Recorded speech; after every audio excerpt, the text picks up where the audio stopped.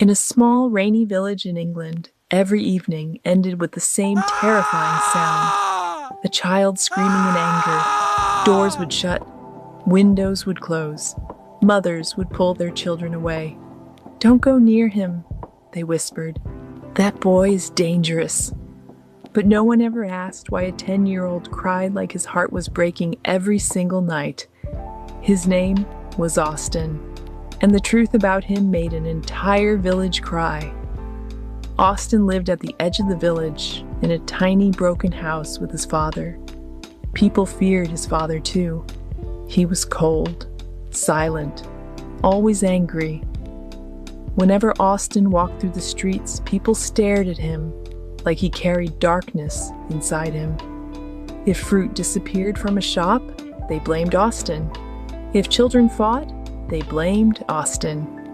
If windows broke during storms, somehow it became Austin's fault too. The other children refused to play with him. One day during school, a girl dropped her lunchbox. Before she could pick it up, Austin quietly fixed the broken latch and handed it back. But the teacher slapped his hand away. "Stop pretending to be good." The classroom laughed. Austin said nothing. That evening, he sat alone near the river, staring at the water. An old man passing by noticed bruises on the boy's arms. "Did you fall?" he asked gently. Austin quickly covered them. "I'm fine," but his voice trembled. The old man watched him walk away slowly, carrying shoes with holes in them and a school bag held together by thread. Still, the village believed the same thing. Bad father, bad son. Weeks passed. One winter night, heavy rain flooded the village roads. Electricity failed. Thunder shook the sky. People rushed inside their homes. Then suddenly, smoke appeared from one of the houses. A candle had fallen near wooden curtains. Within minutes, fire spread everywhere. Inside the house was a little girl. The flames became too strong. Nobody dared enter, not even the strongest men. And then, a small shadow ran straight into the fire. "Austin!" someone screamed. The villagers froze in shock. The fire roared louder. Seconds felt like hours. People thought the boy was dead. Then suddenly, through the smoke, Austin appeared carrying the little girl in his arms. His own hands were burned badly. His breathing was weak, but he kept whispering to the terrified child, "It's okay. I've got you. You're safe."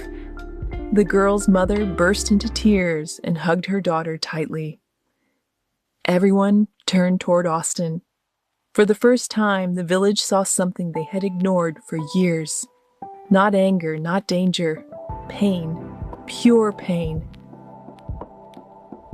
As rain poured from the sky, Austin slowly collapsed to the ground. And through tears, he whispered something nobody expected. "Please, don't tell my father I ruined my clothes." The entire crowd fell silent. An old woman covered her mouth, crying, because no child says those words unless fear lives inside their home. That night, the old man who had spoken to Austin earlier went to the boy's house. What he found shattered him. There was almost no food, no blankets, no warmth.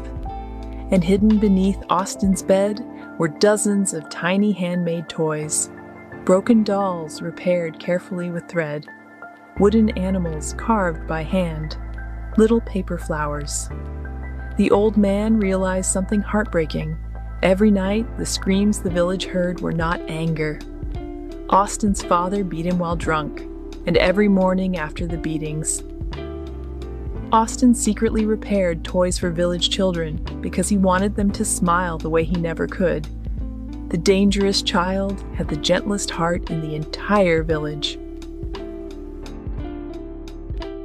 The next morning, the villagers gathered outside Austin's home, not with anger, but with food, clothes, blankets, and for the first time in his life, Austin saw people looking at him with love instead of fear.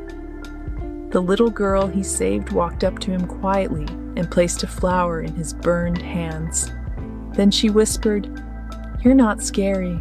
You're my hero."